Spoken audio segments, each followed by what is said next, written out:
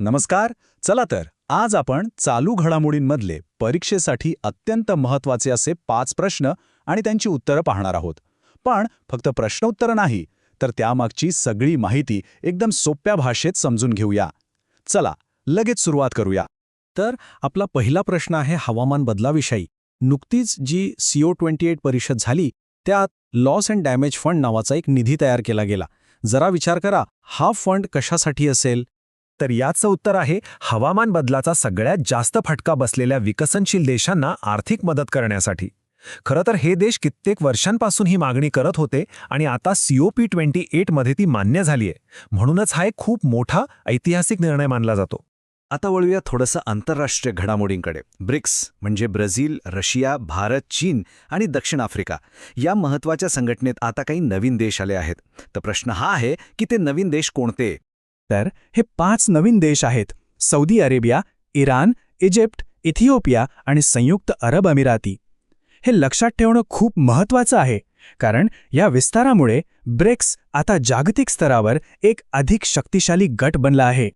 आता एक प्रश्न आपल्या भारताच्या अवकाश मोहिमेबद्दल. भारतानं सूर्याचा अभ्यास करण्यासाठी आदित्य L1 ही मोहीम सुरू केली आहे, बरोबर? पण या मिशनचा मुख्य उद्देश नेमका काय आहे?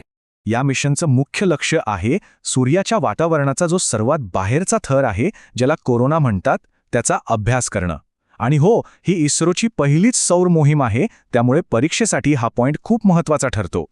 चला आता जरा क्रीडा क्षेत्राकडे येऊया.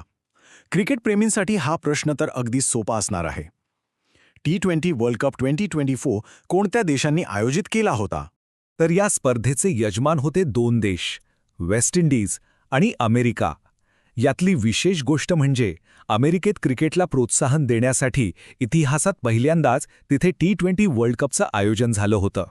आणि आता आपला शेवटचा 5वा प्रश्न. भारताचा थिंक टँक म्हणून ओळखला जाणारा नीती आयोग. तर या आयोगानं देशाच्या विकासासाठी सध्या कोणत्या क्षेत्रांवर आपलं लक्ष केंद्रित केलं आहे?